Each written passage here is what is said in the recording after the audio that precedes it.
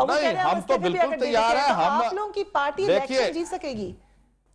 बिल्कुल जीतेगी हमारी पार्टी। लाहौर के जलसे ने साबित कर दिया है कि हमारी पार्टी सबसे बड़ी पार्टी है इस मुल्क की। इंशाल्लाह इस वक्त लोग चेंज चाह रहे हैं, लोग उम्मीद भरी नजरों से इमरान खान की तरफ देख रहे हैं, लोग नई लीडरशिप को देख रहे हैं, लोग नया केडर सियासत के अंदर चाहते हैं और लोग इस नतीजे पर पहुंचे हैं कि इन्होंने आपस में बारियां बांधी हुई हैं, ये अंडरस्टैंडिंग के साथ खेल रहे हैं। यानी कभी भी इलेक्शन हो जाए आप लोग तैयार हैं उसके लिए? जी, हम वी आर रेडी, हमें कोई खौफ नहीं है। जब भी इलेक्शन होंगे इंशाल्लाह वी आर रेडी, हम इंशाल्लाह इन इलेक्शन को स्वीप करेंगे। तो वेरी वार्म वेलकम टू कमर ज़मान काया साहब भी थोड़ा सा लेट हो गए आप, लेकिन वेरी वार्म वेलकम। सबसे पहली बात यही, वो कह रहे हैं हम रेडी हैं, ये कह रहे हैं हम रेडी हैं, आप लोगों को तो हटाने की बात करें, वजीर इत्तलात अनहोनी होने की बात कर रही हैं। मगर सबसे अहम बात जो शाह महमूद कुरैशी साहब ने कही, इस वक्त जो आपकी अपनी पार्टी है वो ज़रदारी लीग बन चुकी है। मैं उस तरफ भी आता हूँ, लेकिन आप पहले उधर ही आ जाएं जरा, मुझे बताएं। पहले बात मियां महमूद साहब ने कही है, वो भी रेडी है, हम भी रेडी है, ये रेडीमेड है, ये जल्दी आए, इन्होंने फौरन कह दिया। मियां बीवी राजी तो क्या करेगा काजी, पर आपस में इलेक्शन करा ले हमें तो शादी, अगर आप इतने तैयार हैं तो। लेकिन सवाल ये है, मैं तो ये कह रहा हूं, सवाल ये है आप रेडीमेड है। सवाल ये है शाह साहब, मेरे ख्याल में पर्सनल होने की बजाय हम थैंक यू सर। जी जी। तो अभी मियां साहब ने बड़ी खूबसूरत बात की इस वक्त, मैंने तो पहले भी कहा वी अप्रिशिएट मियां इमरान खान इनिशिएटिव, लोगों ने उनको वेलकम किया है, अच्छी बात है। अगर कोई पार्टी पाकिस्तान के अंदर लोगों को मोबिलाइज करती है और भी जमातें अगर अपने आप को ऑर्गेनाइज करती हैं, लोगों को पॉलिटिकल प्रोसेस में लेके आती हैं, इश्यूज की डिबेट करती हैं, तो ये पॉलिटिकल पार्टीज के लिए, इस मुल्क की डेमोक्रेसी के लिए बड़ा सेहतमंद कदम है, वेलकम इट। जहां तक यह है कि दोनों जमातों ने आपस में बारियां बांधी हैं, अब मुझे नहीं पता कि ये बात किस सेंस में कही गई, लेकिन जो मैंने परसीव किया कि इमरान खान साहब ने अपनी स्पीच में उन्होंने बड़े जोर से कहा कि मियां जी हुण जान दो, साड़ी बारी आन दो। वो भी तो बारी मांग रहे हैं, उन्होंने भी तो बारी की बात ही की है। हमें तो कहते हैं हमने बारियां बांधी हुई हैं और आप बारियां लेने के चक्कर में हैं, और बारियां तो इस तरह नहीं मिलेंगी जी। इस मुल्क के अंदर तो जमहूरियत के लिए मुझसे दोनों सीनियर बैठे हुए हैं, उन्होंने माजी में अपनी जानों के नजराने दिए हैं, कुर्बानियां दी हैं, उनके कारकुनों ने मारे खाई हैं, और बड़ी तवील जदोजहदों के बाद जाके बारी आती है। इस तरह तो बारियां नहीं आती, अब तो बारियों के तरले करने शुरू हो गए। इसलिए बाकियों को बारियों के तारे देने से पहले अपने लीडर की बातें भी हमें सुननी चाहिए। मैं एक उसी बात छोड़े, ये बात नहीं, उन्होंने इस बारी की बात नहीं की जो बारी ने कहा था पहले थोड़ी बारी फिर साडी बारी। वो एक जुमला था जो उन दोनों के आपस में कन्वर्सेशन का था, जब हम आपस में एक अलायंस में एंटर हो रहे थे, उसके वक्त की बात थी। इलेक्शन की बात है, बिल्कुल बिस्मिल्लाह। शाह साहब की जमात का आलम यह है, इलेक्शन कराने जा रहे हैं, कहते हैं कि इलेक्शन कराना चाहिए। इलेक्टोरल रोल्स अभी हमारी तैयार नहीं है, इलेक्शन कमीशन ने कहा है उसमें 3 करोड़ 70 लाख वोट गलत हैं जो वेरीफाई नहीं होते। सुप्रीम कोर्ट कह रही है कि वो गलत है, उसको ठीक किया जाए। ऑफ कोर्स उसमें कोई थोड़ा सा टाइम लगेगा, कितना है मैं उसके बारे में कोई कमेंट नहीं करता, ये इलेक्शन कमीशन खुद बताएगा। हम भी कोशिश कर रहे हैं कि वो ट्रांसपेरेंट हो जाए। लेकिन लाहौर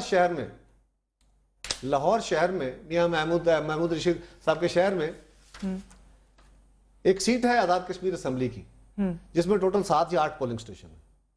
उसके लिए पंजाब गवर्नमेंट ने पिछले महीने हमने रखा था, उसका डेट थी, इलेक्शन कमीशन ने रखी थी कि वो उसका इलेक्शन होगा। पहले भी रोका गया था on request of the Punjab government.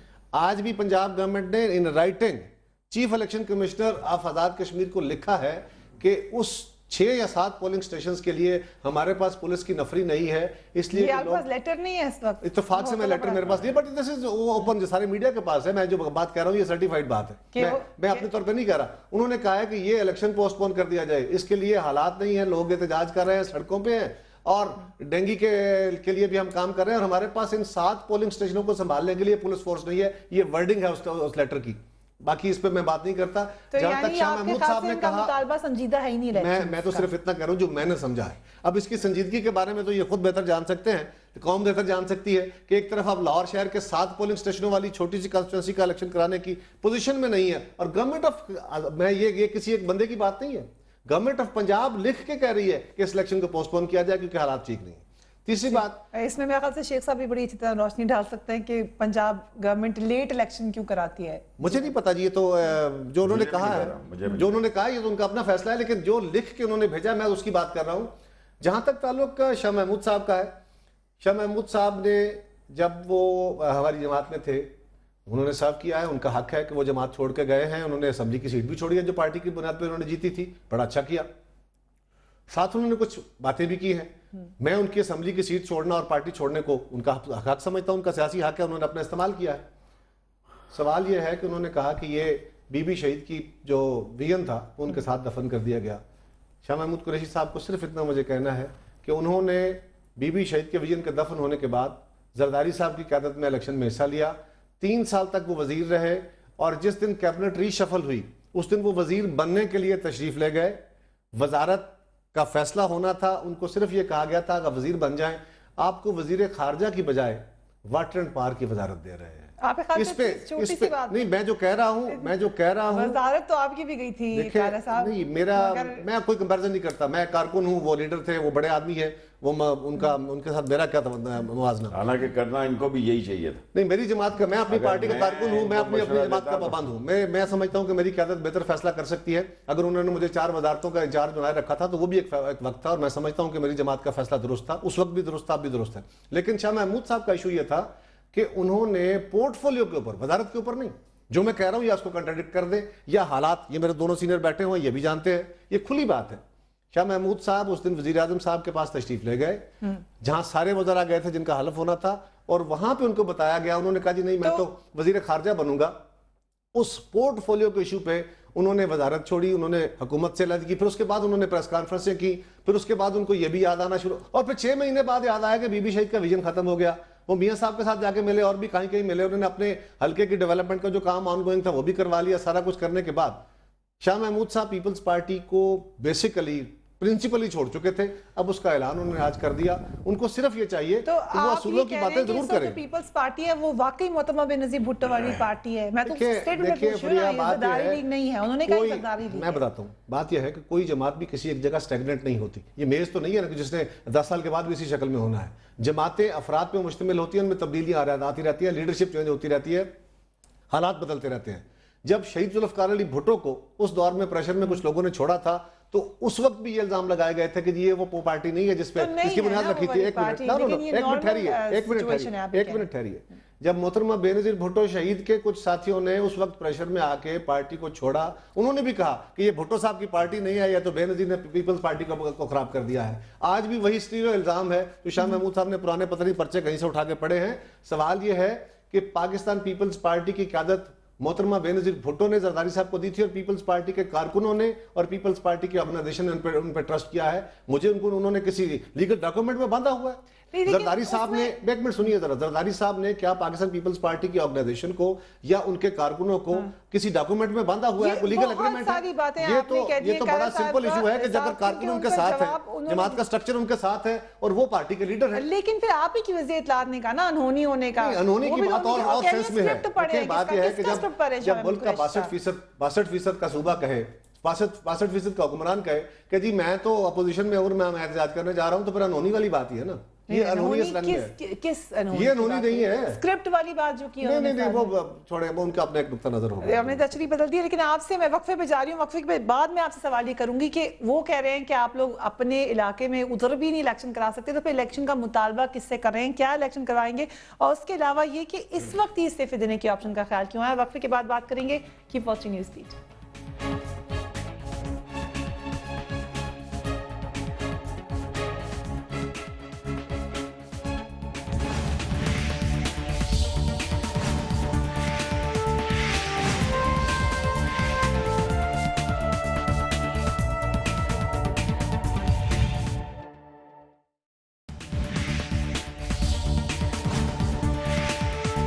तीन साल तक वो वजीर रहे, और जिस दिन कैबिनेट रीशफल हुई उस दिन वो वजीर बनने के लिए तशरीफ ले गए। वजारत का फैसला होना था, उनको सिर्फ ये कहा गया था अगर वजीर बन जाएं, आपको वजीर खारजा की बजाय वाटर एंड पावर की वजारत दे रहे हैं। दूसरी जमातें भी कहती हैं जनाब कि ये जी एस्टेब्लिशमेंट अब आ गई है। देखिए जी, बड़ी सीधी सी बात है कि उसी मैं अपनी उस बात का हवाला दे रहा हूँ। मैंने ये कहा था, और आज तो शाह महमूद कुरैशी साहब ने भी कह दिया। इमरान खान ने इस मौके पर भरपूर अंदाज से पिछले 3-4 साल के अंदर अवाम को अपनी तरफ मतवज्जो किया। Welcome back. हम बात करें इस वक्त जो पाकिस्तान का सियासी मंजरनामा है, थोड़ी सी आपको डिटेल बताते हैं पाकिस्तानी सियासत और इस्टेब्लिशमेंट का खेल क्या रहा है। सिकंदर मिर्जा ने जनरल अयूब खान की मदद से 1956 में रिपब्लिकन पार्टी बनवाई। जनरल अयूब ने 1962 में सदर बनने के बाद कन्वेंशन लीग बनाई। जनरल जिया ने 1985 के गैर जमाती इलेक्शन के बाद जुनेजो लीग बनवाई। 1988 में मिलिट्री इस्टेब्लिशमेंट ने पीपल्स पार्टी के मुकाबले के लिए IJI बनाई। IJI के प्लेटफॉर्म से नवाज शरीफ समेत मुमताज रहनुमाओं ने इलेक्शन लड़ा। जनरल मुशर्रफ के दौर में मुस्लिम लीग नून ने ही काफ लीग बनाई। मुशर्रफ दौर में पीपल्स पार्टी का एक धड़ा पीपल्स पार्टी पैट्रियट के नाम से अलग हुआ। मुत्तहिदा मजलिस अमल पर भी इस्टेब्लिशमेंट की जमात के इल्जामात आयद किए गए। इमरान खान की तरीके इंसाफ पर अब इस्टेब्लिशमेंट की जमात होने का इल्जाम लगाया जा रहा है और मुख्तलिफ डिटेल्स आप अपनी स्क्रीन पर देख सकते हैं। मगर क्यों ये इल्जाम लगाया जा रहा है, इसकी हकीकत क्या और क्या इस वक्त इस्टेब्लिशमेंट कोई गेम खेल रही है? शाहजी, वक्फे पे जाने से पहले जो बात की है कारा साहब ने वो बड़ी अहम है कि अगर इलेक्शन हो ही नहीं सकते या आप लोग करवाना ही नहीं चाहते तो फिर PTI की बात दुरुस्त साबित हो जाती है कि आप लोग सिर्फ अपने वोटर्स को खुश करने के लिए नारे लगा रहे हैं। नहीं ऐसी बात क्यों नहीं, इलेक्शन क्यों नहीं हो सकते? ये कारा साहब ने कहा ना, मैं तो कारा साहब की बात कारा साहब का मैंने सुना है ना, मतलब मैं यही अर्ज कर रहा हूँ ना कि कारा साहब की सोच या किसी की भी कोई भी ये कहे कि इलेक्शन नहीं हो सकते। क्यों इलेक्शन नहीं हो सकते?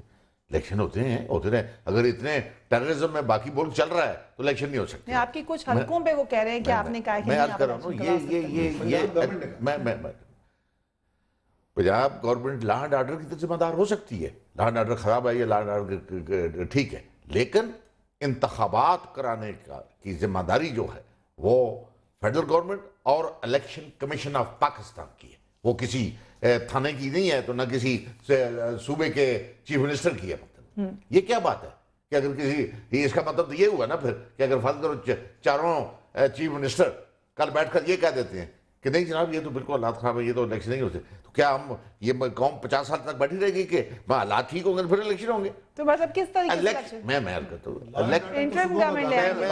ठीक बात है, लेकिन फिर क्या फिर फिर वही बात हुई ना कि इलेक्शन फिर इसका मतलब इस मुल्क में नहीं होंगे। जी आपकी जमात कह रही है, हम तो ये कह रहे हैं, हम तो कह नहीं रहे, हम तो कह रहे हैं वक्त पे मुझे नहीं पता वो आपने कहा है कि भाई मैंने सुना है ना पढ़ा है ना मैं देखा है, लेकिन मैं इसके बावजूद ये बात कर रहा हूं कि अगर चारों कल सूबाई मिनिस्टर ये चीफ मिनिस्टर ये कहें कि इंतखाबात का माहौल नहीं है तो फिर क्या ये कौम वेट करेगी? तो जी फिर मेरी बात सुन लेना, अगली बात सुन लेना।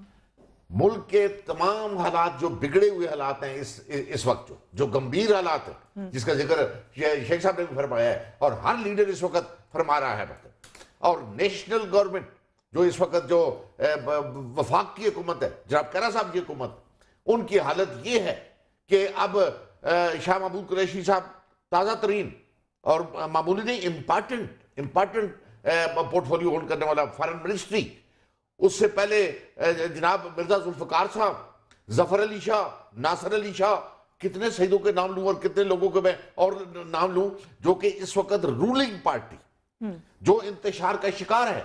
और इल्जामात क्या हैं? बड़े बड़े सीरियस, छोड़ दें ये महंगाई को, मैं महंगाई का जिक्र या बेरोजगारी का जिक्र जो कि बड़ा इंपॉर्टेंट है, मैं उस पर भी नहीं आ रहा। आज शाह महमूद कुरैशी साहब ने बात की है, कल भी किया उन्होंने कि जनाब ये बार से जो पैगाम रसानी हो रही है दूसरी सॉवरेन कंट्री से, जरदारी साहब जो कर रहे हैं, सीधी सी बात है, खुली बात है, ये कोई और जिसमें बहुत कुछ लिखा जा चुका है, बहुत कुछ कहा जा चुका है। इन हालात में हुकूमतें नहीं चला करती।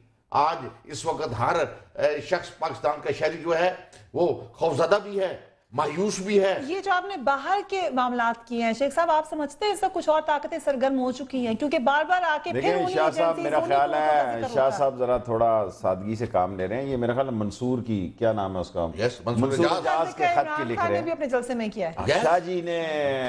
देखें ये इसलिए इम्पोर्टेंट है कि इसको इमरान खान ने भी आखिरी लम्हे में, आखिरी जो उसका हिस्सा था तकरीर का, उसमें मंसूर एजाज का इल्जाम लगाया। मंसूर एजाज और जिस वक्त इमरान खान ने ये जुमला कहा तो मुजीबुर रहमान शामी और मालिक साहब ने एक दूसरे को बड़ी मीनिंगफुल लुक भी दी। क्या कहा? उन्होंने एक दूसरे को बड़ी मीनिंगफुल लुक भी दी कि ये सबसे अहम बात है इस जलसे की। लिखा भी उसके बारे में कि जो ये बात कही है, यही बात शाह महमूद साहब ने भी कही है, मैंने उनको एक चैनल पे भी सुना है। वो स्टैंड करते हैं कि मैं जो कुछ कह रहा हूँ ठीक कह रहा हूँ, और मेरा ख्याल है कि जितनी देर की है इस हसास मसले को जवाब देने में, देखें अब तो स्ट्रॉन्ग मीडिया है, जिंदा मीडिया है और इतनी बड़ी वजारत इत्तलात है, तो ये दे सकते थे 1-2 दिन बाद, 2 दिन, 4 दिन, 5 दिन बाद। और अब सारी हुकूमत जो बाज गलत शाटें खेलने पे आती है तो मसलसल खेलती है। अब इंडिया को कह रहे हैं जी कि हमें मुख्तदर ताकतों की हमायत हासिल है इंडिया को पसंदीदा मुल्क करार देने में।